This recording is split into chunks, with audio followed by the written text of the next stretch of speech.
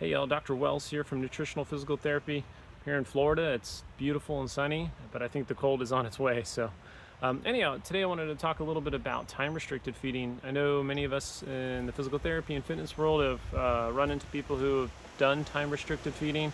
I actually have some publications around the background of intermittent fasting, which is kind of a type of time-restricted feeding.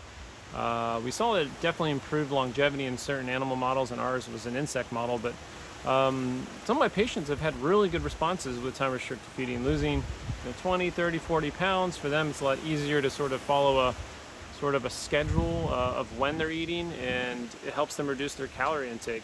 Meanwhile, I've had others that said they've tried it, just doesn't move the needle, doesn't do it for them. So what's the evidence say? Well, the research has been kind of conflicted, and recently there was another study that just came out looking at, does it really matter when you're eating?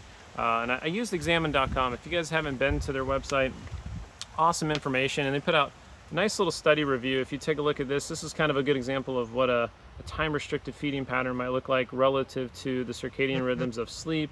And obviously, what their examine does, they summarize some of this research, makes it more digestible, and it's really great. So if you haven't checked it out, definitely encourage you.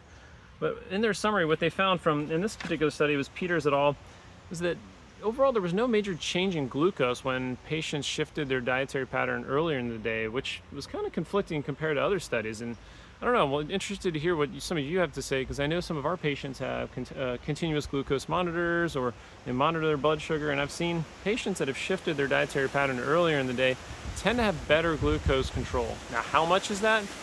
Probably pretty small, unless someone is like completely out of control and they're not almost like a diabetic that's not in a controlled regime. So the differences might be small, but I wonder if those small differences over time really build up. And that's one thing I think this Peters et al. Study just doesn't really take into consideration.